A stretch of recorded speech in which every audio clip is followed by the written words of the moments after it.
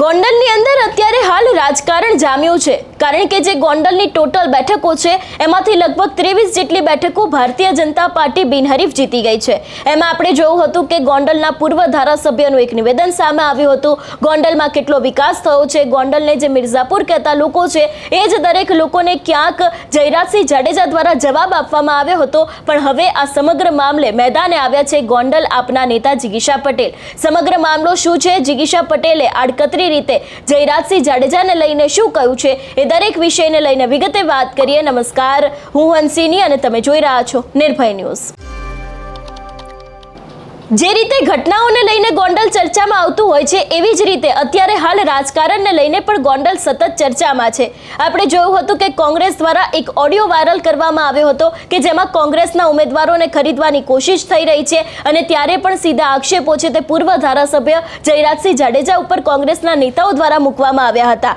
એ બાદ આપણે જોયું કે લગભગ 23 જેટલી બેઠકો ગોંડલની અંદર ભારતીય જનતા પાર્ટી બિનહરીફ જીતી ગઈ। જયરાજસિંહ જાડેજા દ્વારા ફરી એક સભા કરવામાં આવી, જેમાં અત્યાર સુધીમાં કેટલો વિકાસ થયો છે, ગોંડલને હવે લોકો મિર્ઝાપુર નથી કહેતા એવી દરેક વાત તેમના દ્વારા કરવામાં તો આવી હતી। પણ હવે આ સમગ્ર વાતનો જવાબ આપ્યો છે જિગીશા પટેલે। જિગીશા પટેલે ચોખ્ખું જ કહ્યું છે કે ગોંડલમાં અત્યાર સુધીમાં ગુંડાગર્દી કરવામાં આવી છે, કેવી રીતે પોલીસ કામ કરી રહી છે, લોકોના ફોર્મ કેવી રીતે પાછા ખેંચવામાં આવે છે, એ જ દરેક વિષયને લઈને ક્યાંક સીધા જ પ્રહાર તેમણે ભાજપના નેતા ઉપર કર્યા છે। સૌથી પહેલા તો આ સમગ્ર વિષયમાં જિગીશા પટેલે શું કહ્યું તે સાંભળીએ। હું તો પહેલા જ કહી દઉં, મને નમાલા વેડા નહીં ભાવે। ભારત માતા કી, ભારત માતા કી। આ એમ હવે લાગે છે આમ જોશમાં બધા। મારે સૌ પ્રથમ તો તમને બધાને સવાલ કરવા છે। એ સવાલના મને હાથ ઊંચા કરીને હા કે નામાં જવાબ આપજો। સરકારી અધિકારીઓ પાસે તમે જાઓ છો, તમારું સામાન્ય કામ હોય, થાય છે કોઈ દિવસ?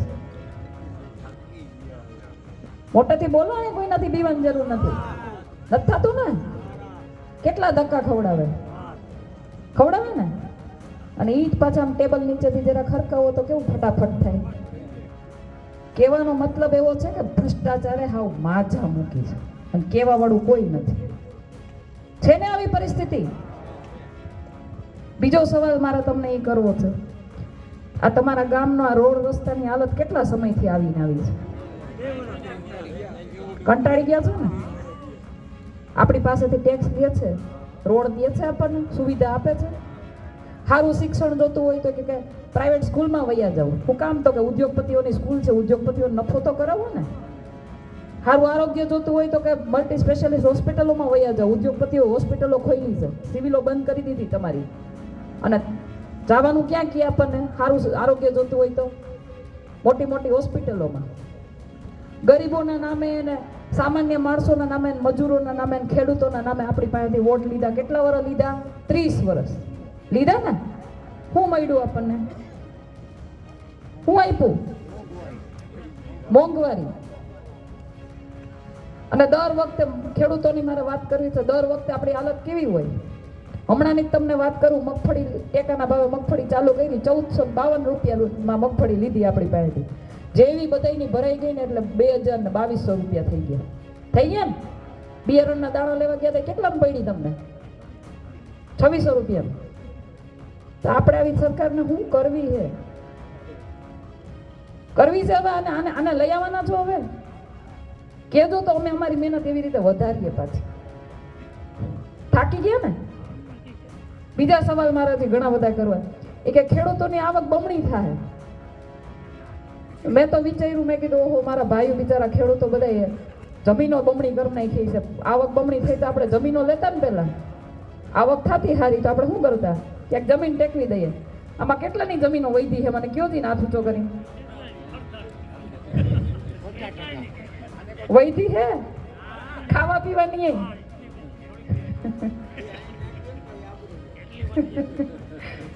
એટલે આપણી ખેડૂતોની હાલત આ લોકોએ હાવ એટલે હાવ કફોડી કરી નાખી, હાવ પાયમાલ કરી નાખ્યા। મજૂરોની હાલત એવી કરી નાખી છે, બરાબર? 15 લાખ રૂપિયા કેટલાને ખાતામાં આવ્યા? હાથ ઊંચા કરો દી। એમાં યુવાનો કેટલા બધા છે? મારે પૂછવું છે કે સરકારી નોકરીઓના વાયદા કર્યા હતા, કેટલાને મળી છે? હાથ ઊંચા કરો તો ખરા, કોઈને નથી મળી. તો હવે આપણે આ સરકારને કરવી છે હું. મને ભાઈનો ફોન આવ્યો, ધાર્મિક ભાઈનો, અને મને કીધું કે બેન તમારે અહીંયા આવવું પડશે. એટલે અમે સમય થોડોક ઓછો હતો, અમારે પણ ઘણી બધી સભાઓ મિટિંગો કરવાની હતી. એટલે મેં એવું વિચાર્યું, મેં કીધું કલાક પહેલાં નીકળશું તો પહોંચી જાઉં. કારણ કે આ લોકોએ જાહેરાતો તો બહુ મોટી મોટી કરી છે કે અમે વિકાસ કર્યો. તો મેં કીધું રોડ રસ્તા હારા છે. તો હું તો ત્યાંથી 1 કલાક પહેલાં નીકળી, પછી ખબર પડી મને કે ઓહો, ખાલી અમારા ધારાસભ્ય ભોળા નથી, તમારા ધારાસભ્ય ભોળા જ છે. ઘરમાંથી બહાર નીકળે તો ખબર પડે ને, 2 વેતન જ આવતા હોય બધા, ભાજપનો પટ્ટો આમ ગળામાં નાખી. એને કોઈ કાંઈ કહેવાનું નથી, એને કોઈ કાંઈ કરવાનું નથી. એટલે કેવું થઈ ગયું છે, એ લોકોની માનસિકતા એવી થઈ ગઈ છે કે કાંઈ પણ કરશે, કાંઈ પણ એ ભ્રષ્ટાચાર કરે, ખોટું કરે, તમને હેરાન પરેશાન કરે, તમને આમ કહેવાય ને આમ હળધૂત કરી દે, તો એને ખબર છે કે અમને કાંઈ થવાનું નથી. અને એ લોકશાહીનું અનંત છે. અને એ કરવા કોણે દીધું છે? આપણે નથી બોલ્યા. અને હવે આપણે આ અવાજ ઉઠાવવો પડશે. ભારતીય જનતા પાર્ટીની જે નીતિ છે તમે બધાય જાણો છો, અમે તો ઘણા બધા આંદોલનો કર્યા છે, એટલે મને ખબર છે.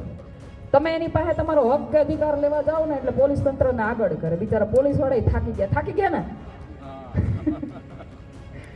એ થાકી ગયા બિચારા. પોલીસ તંત્રને આગળ કરીને તમને ભઠ્ઠા મરાવશે, તમારી ઉપર કેસ કરાવશે ને આંદોલન પથારી ફેરવી નાખશે. એટલે બીજા છે ને કોઈ આમ અવાજ ઉઠાવતા આવશે ને એ બધાને બીક લાગશે કે ખોટું ક્યાંય કે આમાં પડવું, કે ખોટા કેસ જ માથે લેવાનામાં મળતું તો કાંઈ નથી, આપણને ન્યાય તો મળતો નથી, શું કરવું? એટલે બિચારા બધા છાનામાના બેસી જાય ઘરે. આ એની નીતિ રહી છે. પરંતુ 30 વર્ષથી આપણે જે ભાજપને સહન કરીએ છીએ ને એની સામે ક્યાંક ને ક્યાંક વિપક્ષ તરીકેની ભૂમિકામાં કોંગ્રેસે નબળી પડી છે. હું ઘણા સમયથી ગુજરાતની અંદર તમામ ગામડાઓની અંદર ફરતી હોઉં ત્યારે મને ઘણા લોકોએ એવું કીધું છે કે બેન, વિપક્ષ તરીકેની ભૂમિકામાં કોંગ્રેસ એટલી બધી મજબૂત નથી, કોંગ્રેસમાં કાંઈ કાઢી લેવાનું નથી, હવે મત દેવો તો દેવો કોને, એના કરતાં ભાજપ હારી. હતું ને તમારા બધાના મગજમાં એવું?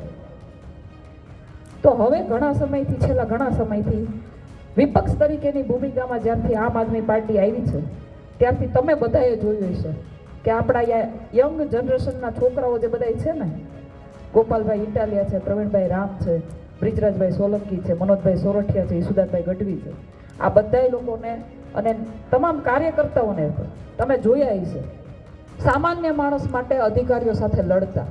જોયા છે ને? સોશિયલ મીડિયામાં બધે જોયા છે ને? એ શું કામ કરે છે? કારણ કે મારા ને તમારા જેવા લોકો છે. એ બહુ જમીની સ્તર સાથે જોડાયેલા લોકો છે કે જેના કામ થયા નહોતા, એને એ પીડા ખબર છે. જે સત્તારે જોડાયેલા છે ને ગઠબંધન કરેલા છે, ધાર્મિકભાઈ કીધું, એ લોકોને તો કેવું હોય, આ ફોન કર્યો ને કામ થઈ ગયું, એને તો પતી ગયું. આપણા નથી થતા. અને શું કહે, ફલાણા ભાઈને ફોન કરાવજો ને થઈ જાય. એટલે ભાઈ ફલાણા ભાઈનું કામ જ નથી, અધિકારીનું કામ છે એ કરવાનું. એ તમારા કામ રોકે છે શું કામ? ફલાણા ભાઈના કહેવાથી કરવા હાટું. અને તમને એમ થાય કે ફલાણા ભાઈ કીધું એટલે મારું કામ થઈ ગયું. આપણને એમ થાય કે આ બિચારે આપણું કામ કરી દીધું. આવી તો સ્ટ્રેટર્જી વાપરે. તમે વિચારો તો ખરો. છે ને બધી જગ્યાએ આવું. હું ગોંડલની અંદર ઘણી વખત બધાને વાત કરતી હોય ને ત્યારે કહેતી હોય કે તમારે અહીંયા એક જ જગ્યાએ ગુંડાગર્દી નથી, આખા ગુજરાતમાં આવું જ હાલે છે. આની બધાની એક નીતિ છે, આપણને દબાવીને રાખવાની. એવા જ લોકોને ટિકિટો આપે છે ને. હમણાં તમે થોડાક સમય પહેલા એક ઘટના જોઈ છે.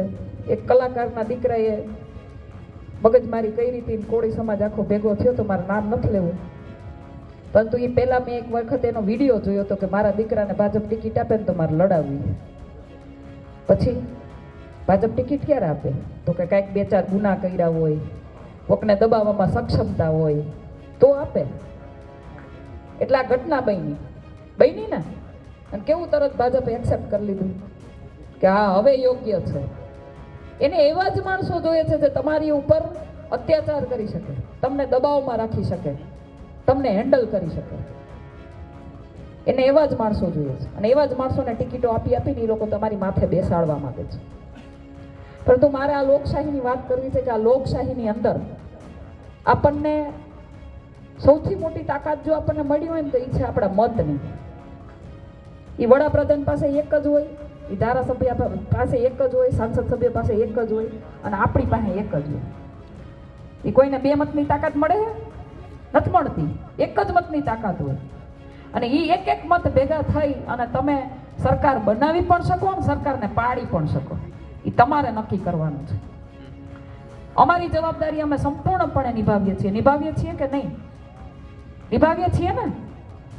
અમે ઘર બાર કામ ધંધો બધું જ મૂકીને લાગી પડ્યા છીએ આઝાદીની બીજી લડાઈમાં. અમે અમારી જવાબદારી સંપૂર્ણપણે નિભાવતા આવ્યા છીએ અને હજી પણ નિભાવશું. તમે કદાચ અમને જાકારો આપશો તો પણ નિભાવશું. પરંતુ તમારી જે જવાબદારી છે એ તમારે હવે બધાએ સાથે મળીને નિભાવવી પડશે. આ એટલા માટે કહું છું કારણ કે સરકારે અત્યારે કેવું કરી દીધું છે, સત્તા પક્ષે અત્યારે આપણી વચ્ચે એવી ફૂટ પાડી છે, એવો જાતિવાદનો કીડો નાખ્યો છે કે આપણે આપણા ભાઈની પાસે નથી બેસી શકતા. છે ને એવું? અને કોઈ પણ જગ્યાએ તમે આ લોકોને ક્યાંય આમ આદમી પાર્ટીના નેતાઓને કાર્યકર્તાઓને ક્યાંય તમે તમારા માટે લડતા જોઈએ છે ને, સામાન્ય માણસ માટે લડતા જોઈએ છે ને, એટલે સામેવાળો પાછો એમ કહેતો હોય છે કે એ લોકો જાતિવાદ કરે. એલા ભાઈ, રોડનો પ્રશ્ન અમે ઉઠાવીએ છીએ તો એ કાંઈ બધાયને કામ આવશે? એક જાતિને કામ આવવાનો છે? હે? પાણીના પ્રશ્ન ઉઠાવીએ તો બધાયને કામ આવવાના, એક જાતિને કામ આવવાના છે? પણ એની એક સ્ટ્રેટર્જી છે, જાતિવાદ ફેલાવી અને એકબીજાને હામા કરી દેવાની, મુદ્દાની લડાઈ ભટકાવી દેવાની. મુદ્દા આપણા શું છે? આઝાદીના આટલા વર્ષ પછી પણ આપણે પાણી માટે, રોડ રસ્તા માટે, આપણી મૂળભૂત જરૂરિયાતો માટે આપણે વલખા મારવા પડે, આપણે ભીખ માગવી પડે. આ આપણી હાલત. અને બીજું તમને કહેવા માંગુ છું, દીકરીઓની હાલત તો તમે જુઓ. જેની ઉપર બળાત્કાર થયો હોય એ દીકરી રોડે બેહીને આંદોલન કરી ન્યાય માંગતી હોય ને બળાત્કારીઓ ખુલ્લેઆમ ફરતા હોય. આનાથી વધારે ખરાબ દુર્દશા આપણા દેશની હોય શું? તમારે આ ભવિષ્ય દેવું છે તમારા દીકરા દીકરીઓ? આપણી હાલત તો પાછી એવી થઈ ગઈ છે ગામડાના લોકોની. હું તમને કહું, ખેતીમાં કઈ વળતું નહોતું, ભાવ આવતા નહોતા, એટલે આપણા દીકરા દીકરીઓને સમજાવ્યા કે ભાઈ હવે આમાંથી તમે ક્યાંક શિક્ષા મેળવો, શિક્ષિત થાવ. કારણ કે આપણને કેટલી બધી સરકારી નોકરીઓ, યુવાનોને આગળ લઈ જવાના, 2-2 કરોડ રૂપિયા ભરી દેવાના, 15-15 લાખ રૂપિયા ખાતામાં નાખવાના, કેટલી બધી આપણને વાયદા કર્યા ને. તો આપણને એમ થયું કે ક્યાંક શિક્ષા મેળવશે તો ક્યાંક આને સારી નોકરી મળશે. એટલે આપણે એવું બધું કરી અને માંડ પૈસા ભેગા કરીને આપણા દીકરા દીકરીઓને મોકલા સિટીમાં. એ કે જાઓ ભણો, મોંઘીદાર સ્કૂલોમાં કોલેજોમાં ભણાવ્યા. હવે અહીંયાથી ભણીને બહાર આવ્યા ને તો નોકરીઓ નથી છે, અને અહીંયા ખેતી શીખા નથી. તો આપણી હવેની પેઢીને જવાનું ક્યાં? આ સમજવા જેવી બાબત છે. તમને અત્યારે એમ લાગશે કે બેન ખાલી બોલીને વળ્યા કે, પણ નહીં. આના 15 વર્ષ પછીની તમે જે પરિસ્થિતિનો વિચાર પણ કરશો ને તો તમને એમ થાય કે આપણા છોકરાઓ કરશે શું? અને એ 15 વર્ષ પછી જો પછતાવો ન હોય ને તો આજે તમારે નિર્ણય લેવો પડશે. અમે અમારી જવાબદારી નિભાવી અને તમને સારા ઉમેદવાર પણ દીધા, ભૂરાભાઈ અને જ્યોતિબેન. ઊભા થાવ, તમે ઊભા થાવ એટલે લોકો તમને જાણે, જોવે. ઊભા થાવ. ભૂરાભાઈ તાલુકા પંચાયતમાંથી લડે છે અને જ્યોતિબેન છે જિલ્લા પંચાયતના તમારા ઉમેદવાર છે. મજબૂત લોકો તમને આપ્યા છે. અમારી જવાબદારી અમે નિભાવી છે, પણ હવે તમે તમારી જવાબદારી નિભાવશો કે નહીં? હોકારો કરીને મને કહો, આમ આદમી પાર્ટીને મત આપશો કે નહીં? દિલ ઉપર હાથ રાખીને કહો, હું મારો અને મારા પરિવારનો મત આ ભ્રષ્ટાચારી ભાજપને ભગાડી અને આમ આદમી પાર્ટીને નાખીશ અને નખાવડાવીશ. આ પરિવર્તનની લડાઈમાં તમે અમને સાથ આપશો કે નહીં? આ પરિવર્તનની લડાઈમાં તમે અમને સાથ આપશો કે નહીં? આઝાદીની બીજી લડાઈને લડવૈયા બનશો કે નહીં? બસ આટલી જ મારી વાતને રાખી અને વિરામ આપું છું. ભારત માતા કી જય જવાન, જય જવાન, વંદે.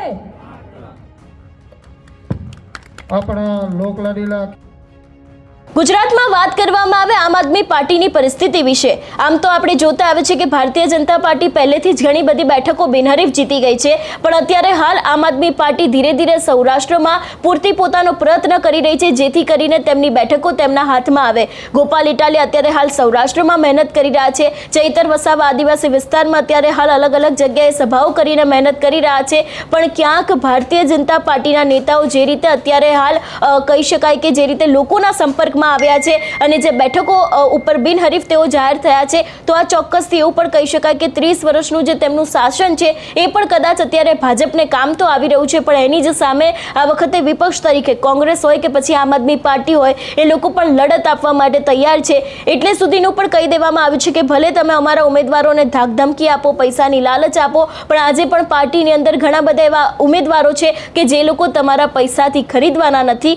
જોવાનું રહેશે કે ગોંડલમાં આગામી સમયમાં જે હવે બેઠકો બાકી રહી છે એના પરિણામો કેવા આવે છે. ખરેખર તેની અંદર આ વખતે આમ આદમી પાર્ટી કોઈ બાજી મારશે કે કેમ, કે પછી બધી જ બેઠકો ભારતીય જનતા પાર્ટીના હસ્તે જાય છે. આ સમગ્ર વિષયને લઈને તમારો શું અભિપ્રાય છે અમને કમેન્ટ કરીને ચોક્કસથી જણાવજો. તેની સાથે અમારી ચેનલ નિર્ભય ન્યૂઝને લાઇક, શેર અને સબસ્ક્રાઇબ કરવાનું ભૂલશો નહીં. નમસ્કાર.